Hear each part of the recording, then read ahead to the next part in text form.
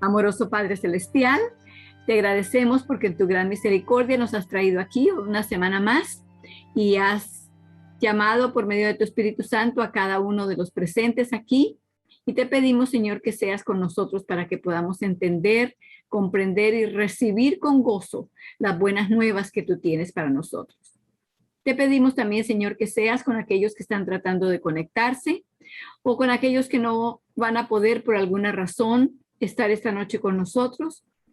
Comparte con ellos también la bendición que tienes para este grupo esta noche y ayúdanos a que compartamos con muchos otros la verdad del amor que tú tienes hacia nosotros y la gran fidelidad que tienes y que eres. En el nombre de Cristo Jesús. Amén. Bueno, comenzaremos entonces con el repaso de los versículos de memoria. Y el primero es el de Juan 15:5. Yo creo que como ese es el primero de la lista, muchos de ustedes se lo saben ya muy bien de memoria, así que comencemos a repetirlo. Yo soy la vid, vosotros los pámpanos. El que permanece en mí y yo en él, este lleva mucho fruto, porque sin mí nada podéis hacer. Y vamos entonces a seguir con el segundo, que es de Juan 5:30. Cristo hablando de sí mismo dice, no puedo yo hacer nada por mí mismo. Como oigo, juzgo y mi juicio es justo, porque no busco mi voluntad, sino la del Padre que me envió, la voluntad del Padre que me envió. Muy bien.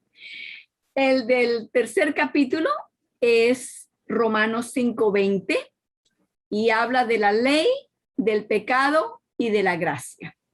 Y dice, y la ley entró para que el pecado abundase. Pero cuando el pecado abundó, sobreabundó la gracia. Y vamos a hablar un poco más de eso esta noche en el capítulo que comenzaremos. Por ahora pasemos al siguiente, que es el de Filipenses 2:5-8.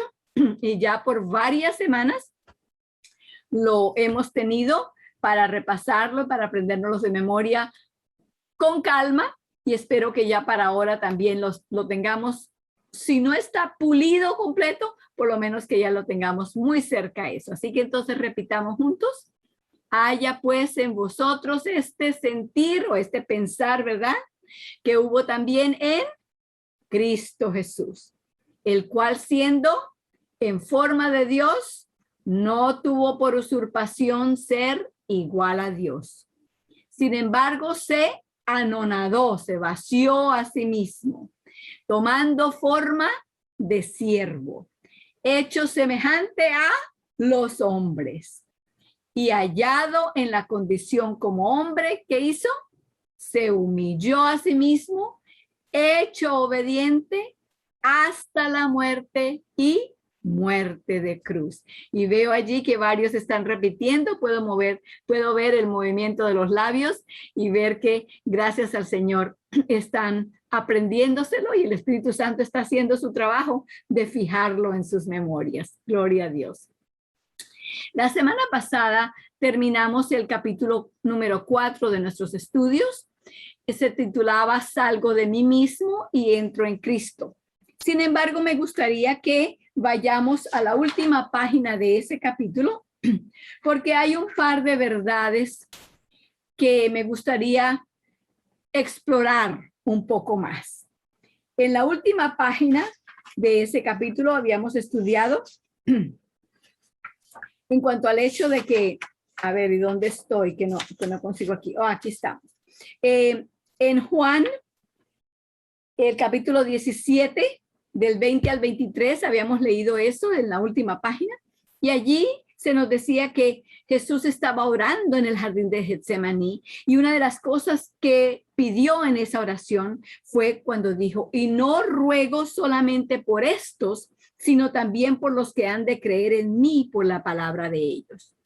Y estábamos comentando en cuanto a eso, que Cristo Jesús, en medio de su agonía, que la tenía allí presente en ese momento, sin embargo, se acordó de orar no solamente por sus discípulos que estaban allí desatendiéndolo, sino por nosotros también.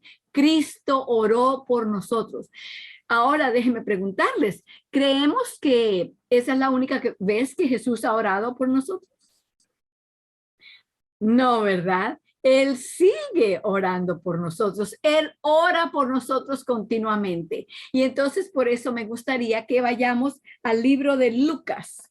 En Lucas capítulo 22.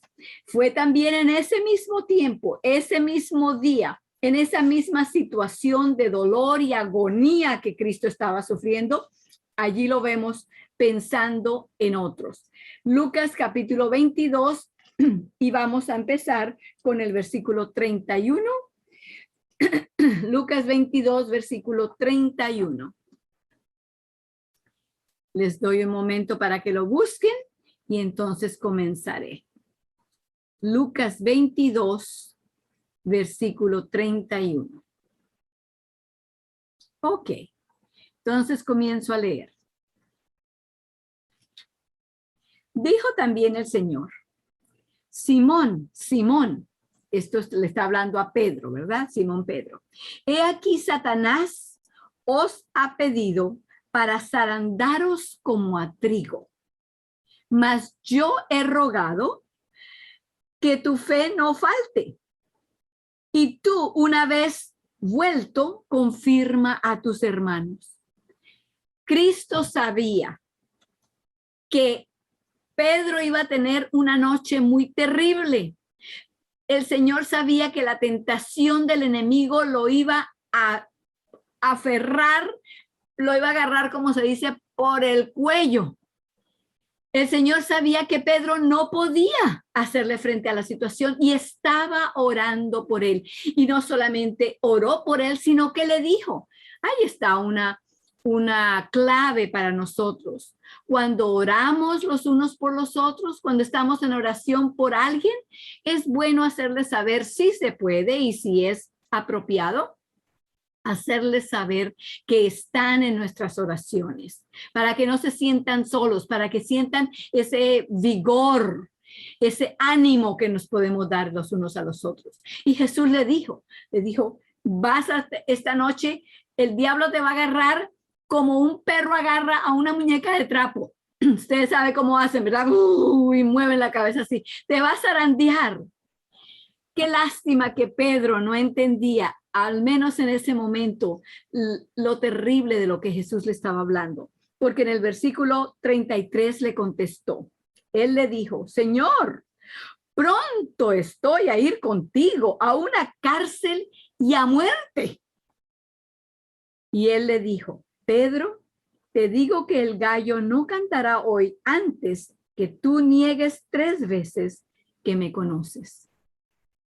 Yo creo que cuando el Señor le habló así a Pedro, él debe haber estado pensando dentro de sí, oh Pedro, Pedro, si por favor me creyeras lo que te estoy diciendo, si por favor aceptaras el hecho de que estoy orando por ti, cuánto valor, cuánta victoria podías tener ya contigo desde este momento. Pero Pedro se sentía, y él lo dijo con toda sinceridad. Pedro no estaba queriendo decirle al Señor cosas que eran mentiras dentro de sí, no. Pedro se sentía completamente capaz de ir con el Señor hasta donde fuera, hasta la muerte. Lo dijo sinceramente, porque no se conocía a sí mismo, no entendía la situación de su corazón, no sabía lo engañoso que es nuestro corazón. Veamos pues en el mismo capítulo 22, vamos a pasar al versículo 60. Más o menos desde allí en adelante voy a empezar a leer. Porque allí entonces Pedro había seguido a Jesús desde lejos después de que Jesús fue arrestado y manteniéndose así de lejos, él esperaba por lo menos estar cerca para ver qué sucedía y en qué podía él tal vez ayudar. Él lo hizo muy sinceramente, como estábamos diciendo antes. Entonces, ¿qué sucedió? En el versículo 60 dice, en el 59, una mujer lo reconoce y le dice, hombre, verdaderamente que tú también estabas con él porque eres Galileo. Y él le dijo, no, yo no sé qué dices. Perdón, estoy en el capítulo errado, porque deberíamos de estar a ver y habiendo encendido el fuego en el 52, perdón, en el 52. Viendo con otros y aprendiendo tranjeronle, no, estoy perdida aquí en el 56, perdonen. Y como una criada lo vio que estaba sentado al fuego, se fijó en él y le dijo, ¿y este con él andaba? Entonces él lo negó diciendo, mujer, no lo conozco. Ahí está la primera vez. Qué lástima que todavía no se acordó allí de las palabras de Jesús. Porque en el 58, entonces un poco después, viendo lo otro, le dijo, ¿y tú eras de ellos? Y Pedro dijo, hombre, no soy. En el 59, aproximadamente una hora después, alguien lo afirmó diciendo, verdaderamente también este estaba con él porque es Galileo. Y entonces él ahora le dijo, hombre, no sé qué dices. Y luego estando él aún hablando, escuchó el gallo que cantó. Me gusta el relato del libro de Lucas, porque incluye un detalle que no está en los otros libros. Y es el detalle que se encuentra en el versículo 61. Porque cuando Pedro negó por tercera vez a Cristo y oyó el canto del gallo, en el 61 dice, entonces vuelto el Señor miró a Pedro. Posiblemente estaba en un segundo piso o en un lugar donde había una pared más corta o una ventana bien grande, y desde allí Jesús, que sabía lo que estaba ocurriendo porque ya él lo había visto de antemano, entonces mira a Pedro, y Pedro se acordó de la palabra del Señor como le había dicho, antes que el gallo cante una vez, por cierto me negarás 3 veces. Ahora sí comprendió Pedro qué era lo que Cristo estaba tratando de decirle, qué era lo que la oración había sido hecha. ¿Por qué era que había sido hecha? No era porque Cristo estaba desconfiando de él. Era porque Cristo sabía lo que hay en el hombre. ¿Por qué? Porque él era hombre también y sabía que somos débiles, que no podemos aguantar la tentación y que la tentación está a cada curva del camino donde vamos.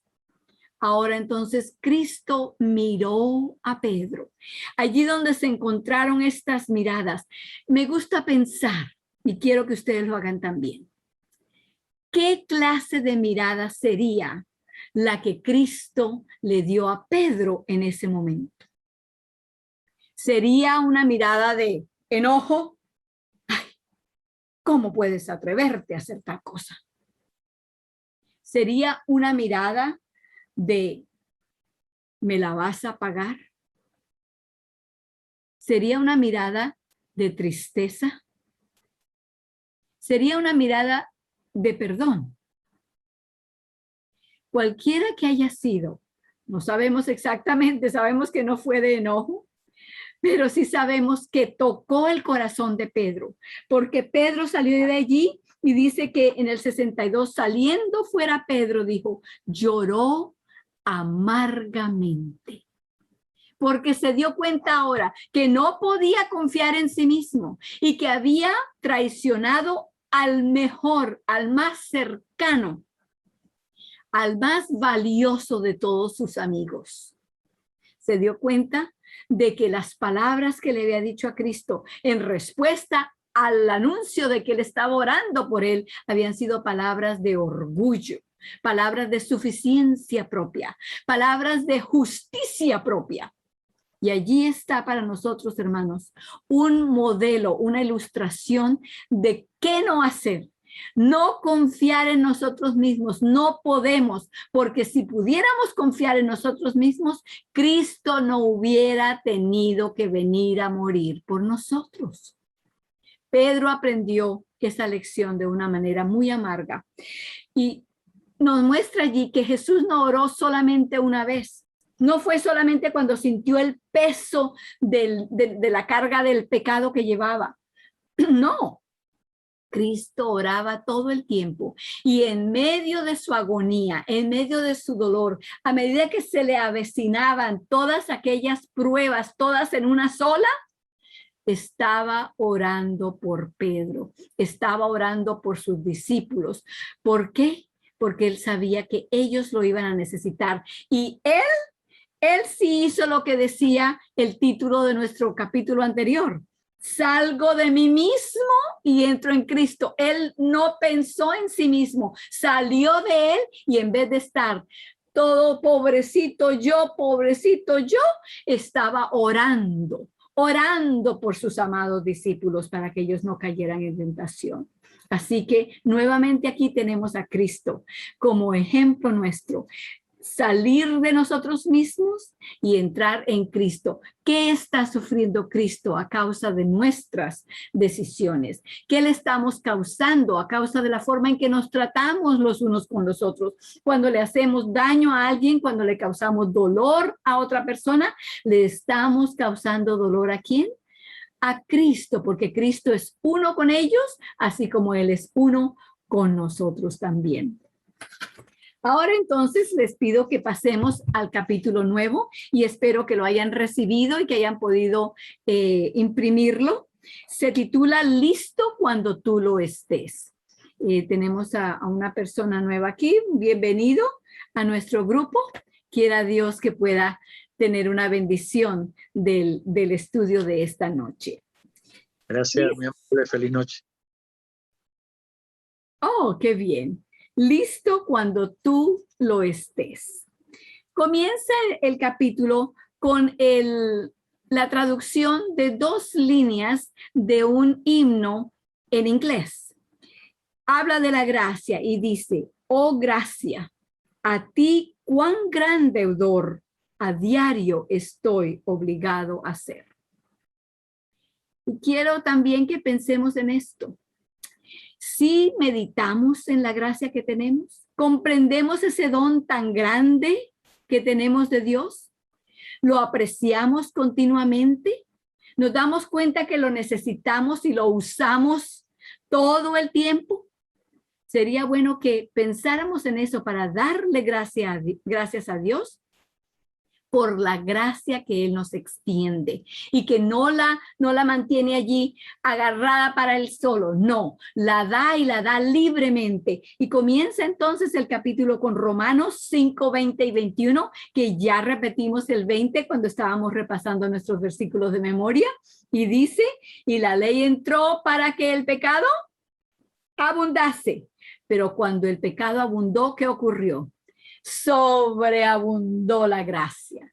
Luego el versículo 21 dice, para que así como el pecado reinó para muerte, así también la gracia reine por la justicia para vida eterna por Cristo Jesús, Señor nuestro. Durante los últimos estudios hemos estado considerando la ley de Dios y su gracia. Hemos visto cómo es que la ley es un ayo o maestro de escuela que nos lleva a Cristo. Cuando la ley entra, hace evidente que la ofensa del pecado es abundante. Pues por la ley es el conocimiento del pecado, de acuerdo con Romanos 3:20.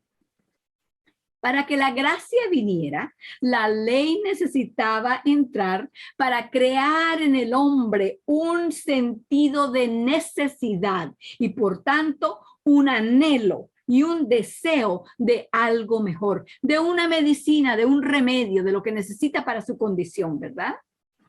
Sigo leyendo. La ley entró para hacer aparecer el pecado. Pero si estamos atentos, veremos que el propósito final, el propósito verdadero de la ley al entrar es para hacer que la gracia abunde más, mucho más. Cuando leemos un versículo como el de Romanos 5:20 que leímos hace unos momentos aquí, es fácil pensar, bueno, sería que Dios mandó la ley, nos dio la ley para que hubiera más pecado, con eso tenía más para castigarnos, más razón para tratarnos más duro. No, ese no es Dios. Él como está explicando aquí, mandó la ley para que como un espejo nos ayudara a vernos tal como somos, no como estamos engañándonos a nosotros mismos que somos. Somos muy buenos, somos muy amables, somos muy acogedores con todos aquellos que son buenos con nosotros. Pero ¿qué sucede en nuestros mismos hogares donde estamos bajo el mismo techo y nos conocen exactamente como somos?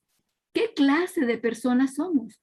Dios no podía permitir que siguiéramos engañados por nuestra condición ficticia sin darnos la oportunidad de ver exactamente en dónde estábamos. Sigo leyendo. La razón por la cual Dios dio la ley fue para mostrarle al hombre sus pecados. Es un medio para un fin. Ese fin fue dar su gracia, para que así como el pecado reinó para muerte, así también la gracia reine por la justicia, para vida eterna por Jesucristo nuestro Señor. La ley de Dios entró en nuestra experiencia y allí, como decíamos hace unos momentos, en ese grande espejo moral hemos llegado a entender cuál es nuestra verdadera condición. Sin embargo, a pesar de que la ley nos ha traído este conocimiento de nuestra pecaminosidad y completa incapacidad para cumplir con sus requisitos, es increíble cuántos hay que tratan de obtener la justicia, la rectitud por medio de esa misma ley. Creen que pueden obtener justicia de ella, de esa misma ley que viene y nos expone lo que realmente somos. Hay quienes sacan algo más de ella en lugar de la convicción y la reprobación del pecado. Miran a la ley como está escrita y dicen, he estado haciendo esto y ahora sí sé que la ley dice que eso es pecado, así que no lo vuelvo a hacer. Y continúan con sus vidas usando la ley como su libro de guía, como sus instrucciones. Para ellos es su estándar y buscan desesperadamente vivir de acuerdo con ese estándar. Se vuelven bondadosos con sus padres, los respetan, se cuidan de no mentir, no cometen adulterio, son objetores de conciencia, son amables con sus hermanos. Si algo no les pertenece, no lo codician. Tienen el respeto de sus vecinos y son bien estimados en la sociedad. Están en la iglesia cada semana. Llegan a tiempo para la escuela sabática y participan en la discusión de la lección. Siempre están para el culto de oración y siempre tienen algo que testificar en esas reuniones. Son cuidadosos de su dieta, de su forma de vestir y hasta de lo que dicen. Todo eso suena muy bien, ¿cierto? Todo suena tan correcto. En realidad suena como un adventista del séptimo día. Hay tantos que hacen lo correcto cuando se presentan ante la ley y la miran y dicen, sí, somos bastante buenos. Lo hemos hecho todo correctamente. En realidad, la palabra de Dios dice que aquellos que declaran esto son adventistas del séptimo día. ¿Basado en qué? De acuerdo con el testimonio del testigo fiel y verdadero. En Apocalipsis 3:17, quien dice, yo soy rico y estoy enriquecido y no tengo necesidad de nada. Quiero aclarar que aquí el predicador Cameron Schofield no estaba tratando de burlarse de los adventistas del séptimo día. Bueno, de hecho que estaba predicándole a un grupo de adventistas del séptimo día en Australia, de donde él es. Él mismo es un adventista del séptimo día, así que no estaba tratando de poner el adventismo o la iglesia adventista en ridículo, no. Lo que él sabía es que entre los adventistas tenemos un respeto muy grande para la ley de Dios. La iglesia adventista no toma la ley de Dios como algo que ha sido anulado, echado a un lado, abrogado, eliminado, clavado a la cruz. No, tomamos la ley de Dios muy en serio. Inclusive creemos que es el transcrito del carácter de Dios. Por lo tanto, no lo vamos a pisotear. Pero lo que también él y nosotros sabemos o debemos saber es que tenemos que poner la ley y darle el lugar que se merece, el lugar correcto, porque la ley no nos puede salvar. La ley nos salva y no debemos engañarnos de esa manera, porque sería, como estaba describiendo aquí en estas palabras, sería como tratar de encontrar algo en la ley que no está en la ley, porque Dios no la dio con ese propósito. Si la ley pudiera salvar, aun cuando fuera a un ser humano, entonces, ¿cómo completarían ustedes esa oración? Entonces, Cristo no hubiera tenido que venir a morir por nosotros. Eso lo hace muy claro también el apóstol Pablo en Gálatas 2:21, cuando dice, no desecho la gracia de Dios, porque si la justicia se obtuviese por la ley, entonces por demás o en vano murió Cristo. De eso es que a eso es que se está refiriendo aquí el hermano Scofield. Sigo leyendo entonces. ¿Con qué clase de bienes dicen estas personas que están enriquecidos? De acuerdo con Apocalipsis 3:17 que acabamos de leer. Ellos son ricos y enriquecidos en bienes y posesiones espirituales. Ellos piensan que poseen todo y no tienen necesidad de nada. Y amigos, ¿no es así? ¿Acaso no tienen los adventistas los oráculos de Dios hoy? ¿Tienen los escritos del profeta? ¿Tienen las interpretaciones de las profecías? ¿Los libros y panfletos de los pioneros? ¿Tienen la reforma pro salud? ¿Algunos tienen la reforma del vestido? Tienen tanta luz que dicen, miren, aquí lo tenemos todo. Y porque lo tenemos todo, Jesús nos ama. Dios me ama porque tengo todas estas bendiciones espirituales. Y por lo tanto, como poseemos todo esto, Dios nos ama. Entonces estamos muy bien y no tenemos necesidad de nada. Gracias. Cuidado, porque entonces podemos estar haciendo precisamente lo mismo que había hecho Pedro cuando Cristo le dijo, ¿verdad? Estoy orando por ti, porque el enemigo está por zarandearte. Y él dijo, oh, no, Señor, no pierdas tu tiempo en eso. Tienes cosas más importantes que hacer. Ora por Juan, ora por Felipe, pero por mí no, Señor, yo estoy listo para ir contigo hasta la misma muerte. Tan seguro se sentía. Seguimos aquí leyendo entonces. A los adventistas del séptimo día a menudo se les refiere como el Israel moderno. ¿Qué está escrito del Israel antiguo? Para esto vamos a Romanos 10, 1-3. Si no tienen el capítulo que allí está escrito, entonces vayan a sus Biblias, por favor, en Romanos capítulo 10, versículos 1-3. Allí veremos a aquellos que piensan que lo tienen todo.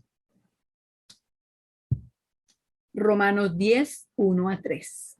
Dice, hermanos, ciertamente el deseo de mi corazón y mi oración a Dios por Israel es para su salvación, porque yo les doy testimonio de que tienen celo de Dios, pero no conforme a ciencia, porque ignorando la justicia de Dios y procurando establecer su propia justicia, no se han sujetado a la justicia de Dios.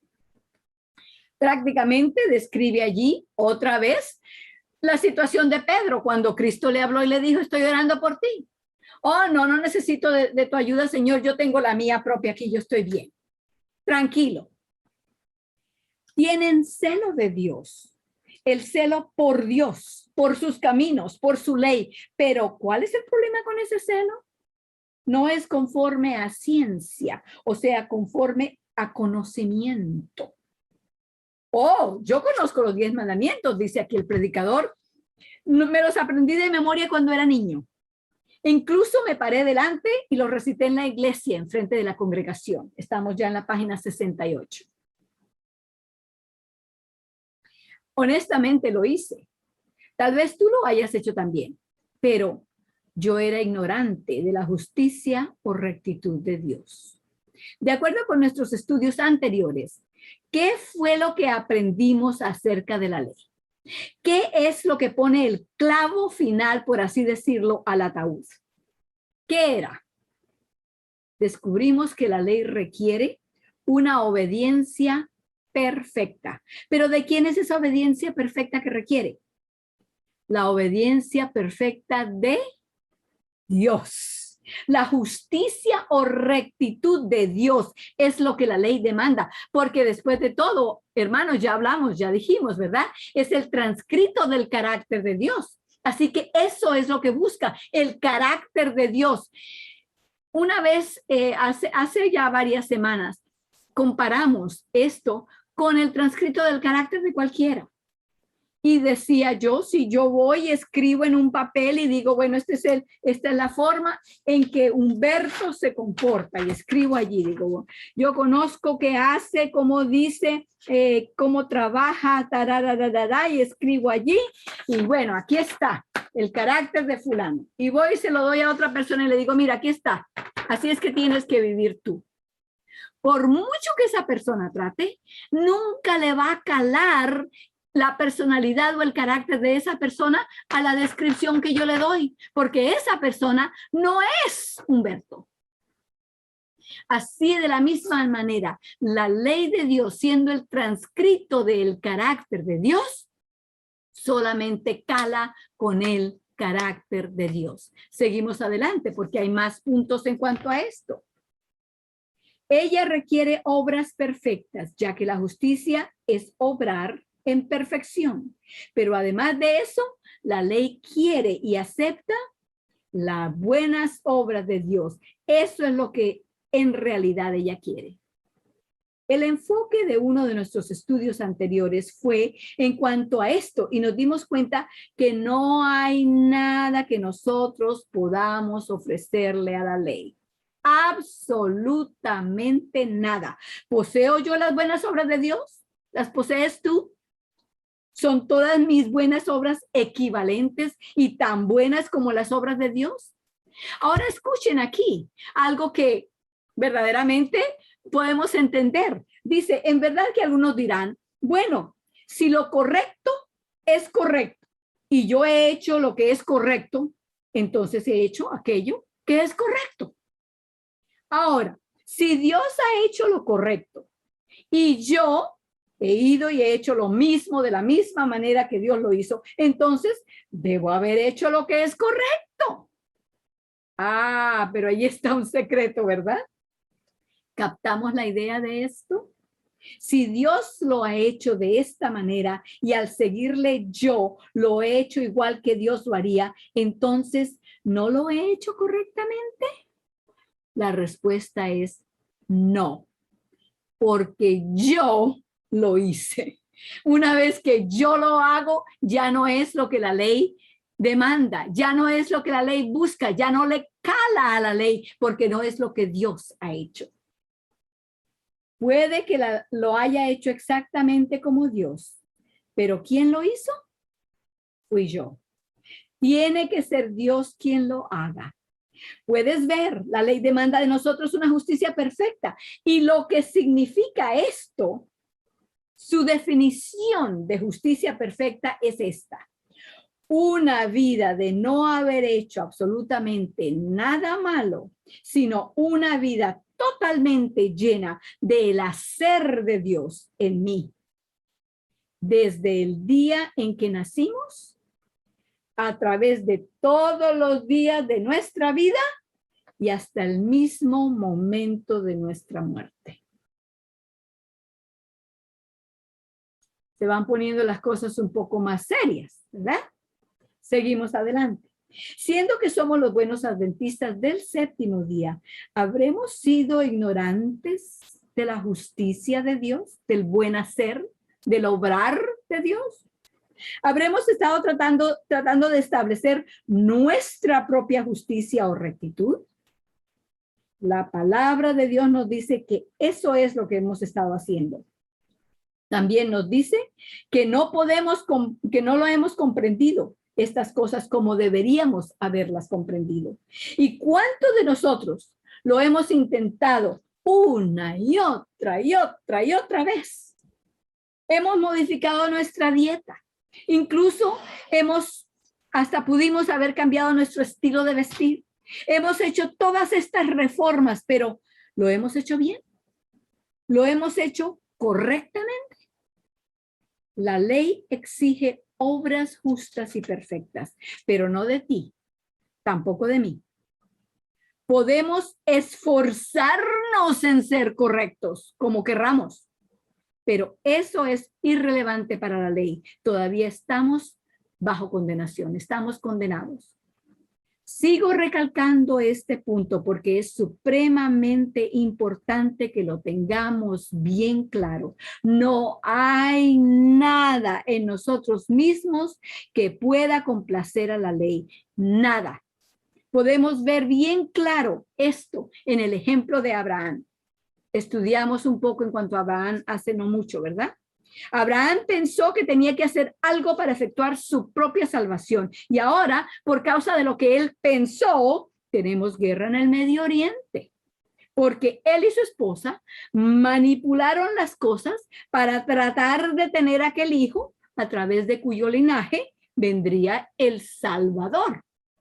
En realidad, entonces, lo que estaban haciendo era que estaban tratando de salvarse a sí mismos. Estaban poniendo su propia justicia en lugar de la justicia de Dios. Si pensamos que podemos mirar la ley de Dios y decirle, he hecho esto bien, lo he hecho correctamente, nos estamos engañando a nosotros mismos. Porque, ¿qué es el pecado? El pecado es la transgresión de la ley. Transgresión, el fracaso, nuestro fracaso en proveerle a la ley el buen obrar de Dios. Eso es pecado. Si lo que hago es mi buen obrar, si esa obediencia a guardar los mandamientos procede de mí, entonces eso es solamente pecado. La palabra de Dios declara que todas nuestras justicias o rectitud son como trapos de ¿qué? De inmundicia. En otras palabras, todo nuestro esfuerzo en guardar los mandamientos es como un trapo inmundo. Podemos decir, yo lo poseo todo, yo soy rico y enriquecido en bienes, pero la realidad es que estamos pobres, ciegos y desnudos, miserables. Y a esta realidad es a la que Dios anhela despertarnos, para llevarnos al punto donde podamos sinceramente decir, miserable hombre de mí, ¿quién me librará del cuerpo de esta muerte? Lo que Dios está haciendo allí no es que Él simplemente quiere hacernos la vida difícil. No, Él quiere mostrarnos lo que nosotros no queremos ver, porque para poder ver la justicia de Cristo, tenemos entonces también que ver la verdadera condición en que nosotros estamos. No podemos taparnos los ojos a nuestra situación y ver a Cristo todavía. Después de esto, ya estamos en la página 69, está allí Romanos 6:23. Dice, si este es el caso, entonces, ¿cómo podemos ganar la vida eterna? ¿Cómo puedo ser salvo? Yo no soy Dios. Mucho menos puedo hacer las obras de Dios. Entonces vamos a Romanos 6:23. Y yo creo que muchos de nosotros lo sabemos de memoria, ¿verdad? Sí, porque la paga del pecado es muerte. mas el don o el regalo, la dádiva de Dios es vida eterna en Cristo Jesús, Señor nuestro. Queridos amigos, quiero presentarles con mucho cariño a su próximo versículo de memoria. Este será el versículo de memoria para este capítulo. Entonces repitámoslo una vez más, porque la paga del pecado es muerte, mas la dádiva quiere decir regalo, de Dios es vida eterna en Cristo Jesús, Señor nuestro. No nos queda sino un par de minutos para terminar, pero quiero llamarles la atención a dos pares de contrastes que existen en ese versículo que acabamos de repetir.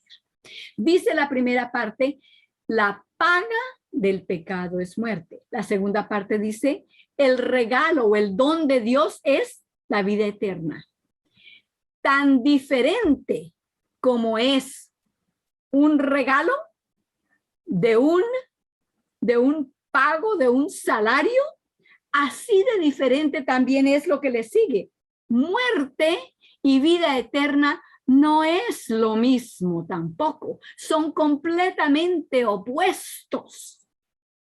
Porque hay muchas personas que al leer este versículo, aún siendo cristianos y creyendo en la Biblia, lo leen y lo escuchan o lo interpretan de esta manera.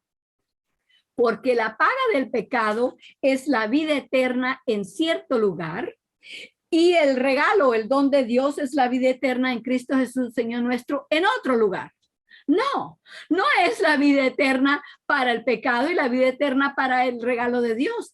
El uno es una paga y es la muerte, y el otro es un don, un regalo, y es la vida eterna. La vida eterna no es lo mismo que la muerte, y el regalo no es lo mismo que el pago. La próxima semana hablaremos de ese regalo. Por ahora, los dejo para que también recuerden hacer allí la nota que tengan que hacer, sea en la página donde estamos estudiando o donde los están escribiendo. Aumenten allí ahora a Romanos 6:23, porque la paga del pecado es muerte, mas la dádiva de Dios es vida eterna en Cristo Jesús, Señor nuestro. Entonces los invito para que nos pongamos de rodillas y oremos para terminar la sesión de esta noche. Amoroso Padre Celestial, nuevamente has tocado nuestro corazón. Has traído a nuestra mente luz que necesitábamos tener. Tal vez la conocíamos, tal vez teníamos un poco de ella, pero no la teníamos completa. Tal vez necesitábamos que la batería se cambiara para que esta luz reflejara todavía con más fulgor que lo que tenía. Cualquiera que haya sido nuestra experiencia esta noche, Señor, te agradecemos por traer a nosotros estas verdades que nos ayudan a entender quiénes somos nosotros realmente, cuál es nuestra condición. Qué fácil es para nosotros engañarnos a nosotros mismos, excusar nuestra pecaminosidad y creernos que somos mejores que otros. Pero Señor, gracias, porque en tu gran misericordia, tú sigues tratando todos los medios para hacernos entender que tu justicia es lo único que puede cubrirnos, tu justicia es lo único que puede salvarnos y tu justicia es lo único que puede llenar los requerimientos de la ley. Por lo tanto, Señor, decimos con las palabras del apóstol Pablo en Gálatas 2:20, vivo no ya yo, mas vive Cristo en mí. Y lo que ahora lo vivo en la carne, lo vivo por la fe del Hijo de Dios, no por mi fe, sino por la fe de Cristo en mí, el cual me amó y se entregó a sí mismo por cada uno de nosotros. Ayúdanos, Señor, a vivir con esta verdad presente en nuestras mentes. En el nombre de Jesús. Amén.